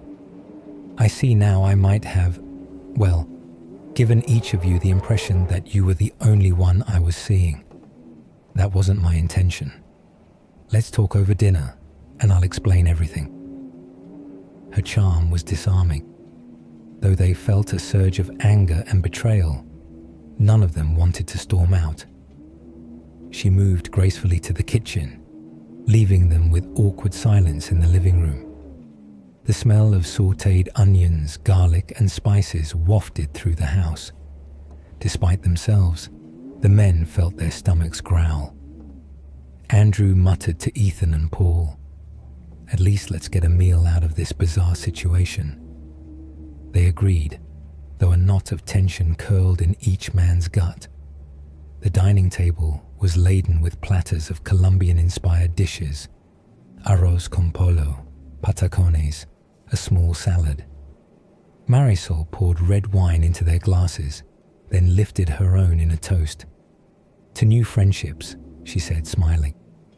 Their glasses clinked, but an underlying dread pulsed in their veins. After a couple sips, Ethan cleared his throat. "So, are you going to tell us why we're all here together?" Marisol took her time answering. She explained how she valued different qualities in each man and how she hoped they could form a unique bond. Her words were both flattering and puzzling, delivered in a warm, soothing voice. Paul rolled his eyes, suspecting she was just trying to avoid confrontation. Andrew, ever the peacemaker, tried to lighten the mood by complimenting the food. They dug in. The flavors were rich and comforting. At first, they felt a sense of relief. Maybe this was just an unusual misunderstanding. But midway through the meal, an odd bitterness touched their tongues. The wine suddenly tasted medicinal, and the edges of their vision blurred. One by one, the men realized something was off. Andrew tried to stand, but his legs wobbled. Paul's head rolled to the side, and Ethan's words slurred. Marisol watched impassively, sipping her own glass. The last thing any of them recalled was the sly twist of her lips as she observed them slipping into unconsciousness. When Ethan woke, his wrists were bound with thick plastic ties, the kind used by law enforcement. A cold, damp floor pressed against his cheek. He moaned, head throbbing. Dim lights revealed a large basement room with concrete walls. The air smelled faintly of bleach. Nearby, Andrew was also bound, struggling to sit up. Paul lay unconscious against a metal table, his face pale under the flickering light. A shiver of terror ran through Ethan as he spotted a set of medical supplies on a tray: scalpels, tubes, syringes. Marisol appeared, flanked by two men in dark clothing. Her calm demeanor was replaced by a clinical coolness. Gone was the warm hostess. "Don't be alarmed," she said softly, though her tone was entirely devoid of mercy. "I have business partners who value the human body. I've assured them you three are excellent candidates, healthy, young, with minimal medical complications." Andrew's eyes bulged in horror. "What are you talking about?" he rasped. Marisol stepped closer, tilting her head like a scientist observing a specimen. "I conduct research for a private organization.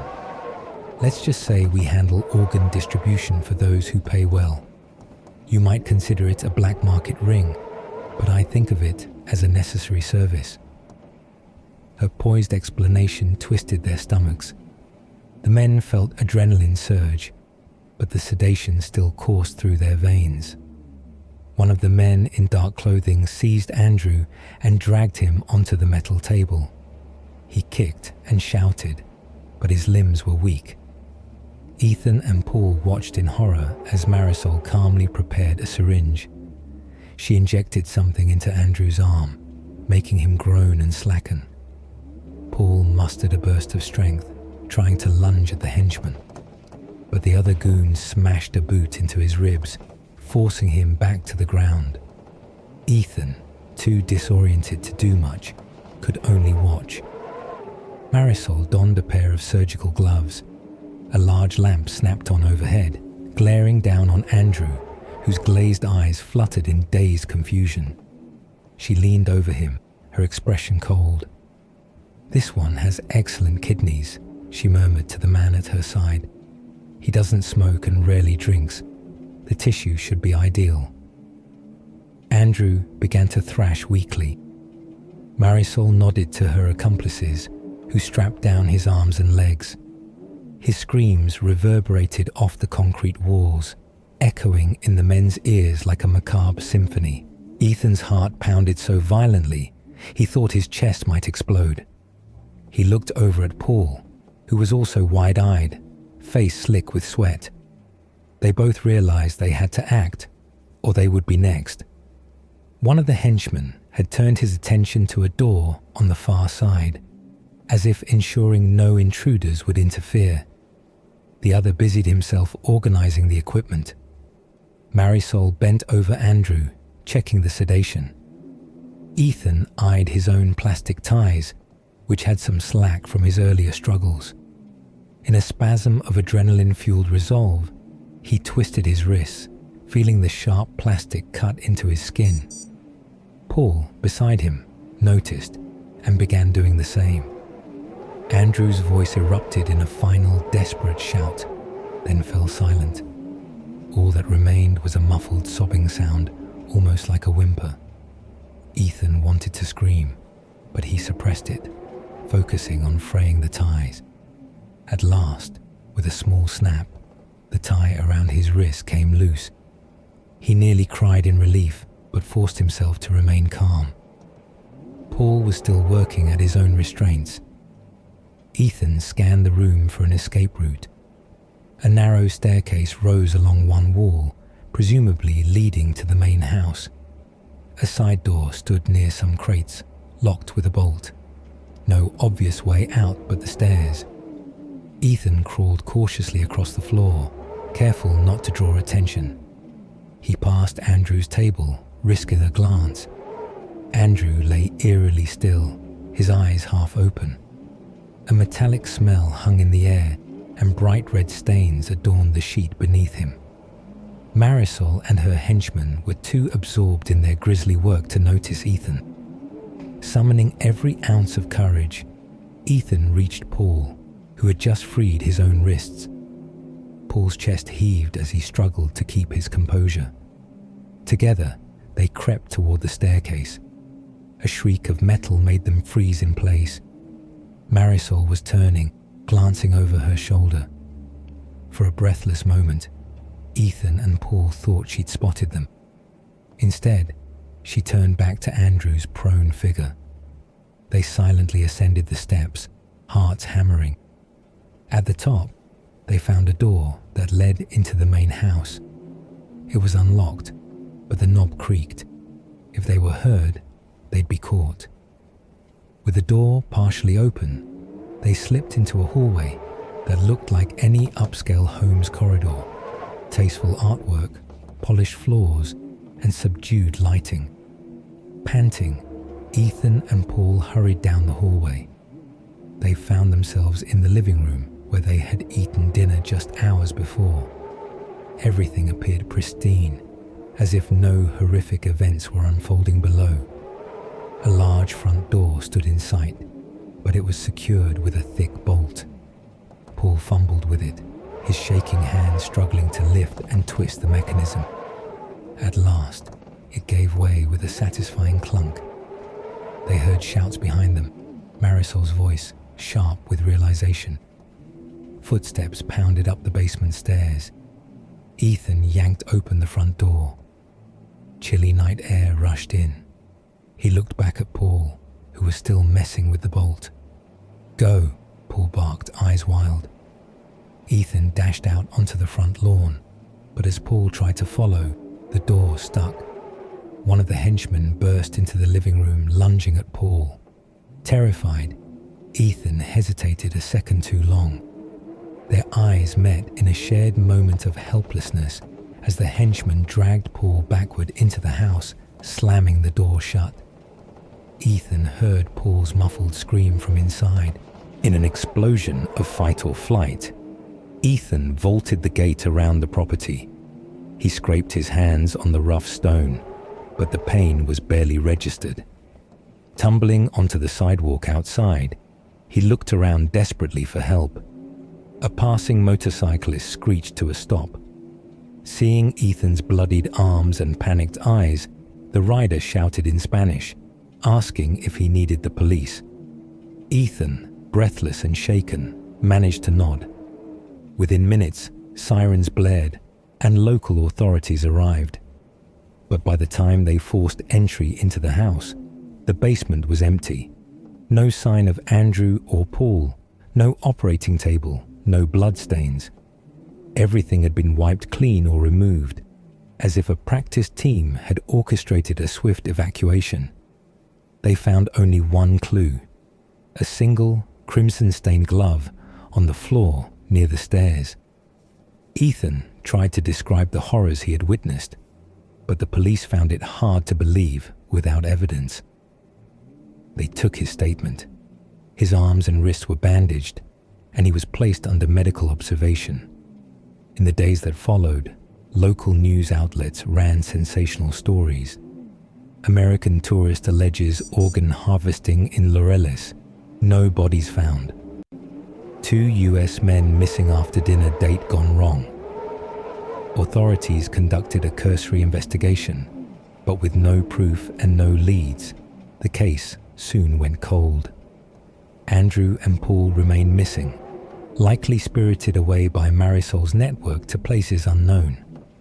Their organs had become commodities in a ruthless underworld trade. Ethan, traumatized and riddled with guilt, found himself in a nightmarish limbo. He had survived, but at the cost of leaving his friends behind. He stayed in Medellín for several weeks, hoping for a breakthrough in the investigation, but none came. Marisol vanished, her phone disconnected, her social media accounts wiped. Some whispered she had escaped to another country. Others claimed she was still in Medellín under a different name, seeking new prey. On a restless night, Ethan packed his belongings and flew back to the United States, unable to bear the nightmares that haunted him every time he saw the city's skyline. In Medellín's many bars and cafes, rumors occasionally surface about a beautiful, refined woman who shows an uncanny interest in foreigners. Locals share hushed warnings about a secret network involved in unspeakable crimes. Some scoff at these rumors, attributing them to paranoia or urban myths. But if you listen closely to the whispers that swirl in the quieter corners of the city, you'll hear about Marisol, the woman whose charm can lure even the most cautious soul into a living nightmare. And if you question Ethan, the lone survivor, he'll describe how quickly a romantic fantasy can descend into terror when you find yourself in the clutches of an organ trafficker who knows exactly how to hide in plain sight. Her face might be different now, her name changed. She could be in another part of Colombia or in any city across the globe, still hunting for the perfect donors. Because for someone with Marisol's cold brilliance and absolute lack of remorse, there is no end to the people she can tempt, trap, and carve away for profit. And in the silent, moonlit streets of Medellín, where the hum of nightlife never quite fades, there remains an eerie absence. 2 American friends who vanished without a trace, their last hope snuffed out by a gate that clicked shut behind them. Only one man lived to tell the tale,